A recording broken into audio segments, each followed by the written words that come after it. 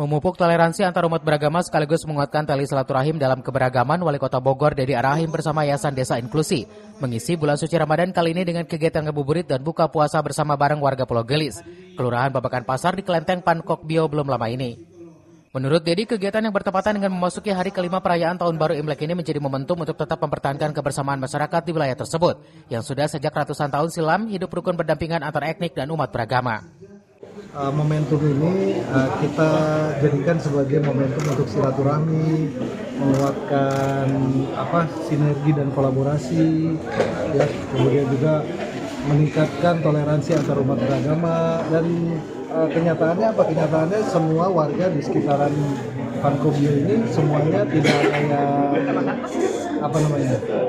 tidak ada sesuatu permasalahan apapun terkait dengan latar belakang perbedaan agama dan. Selain ngabuburit dan buka puasa bersama, kegiatan ini diisi pula dengan pembagian bantuan sembako bagi para lansia dan santunan untuk puluhan anak yatim dan piatim piatu. Kita kemarin pembagian sembako juga hari ini kepada lansia, para yatim piatu yang memang membutuhkan. Dan juga tadi kita sempat lihat juga ada lansia yang memang perlu kita support. Harapannya mudah-mudahan kegiatan seperti ini juga bisa diduplikasi oleh teman-teman komunitas yang lain. Karena memang ini bisa menjadi sebuah role model miniatur keberagaman tuh ada di Kota Bogor ini, ada di Kelenteng Pankok, di Kampung Pulau Gelis.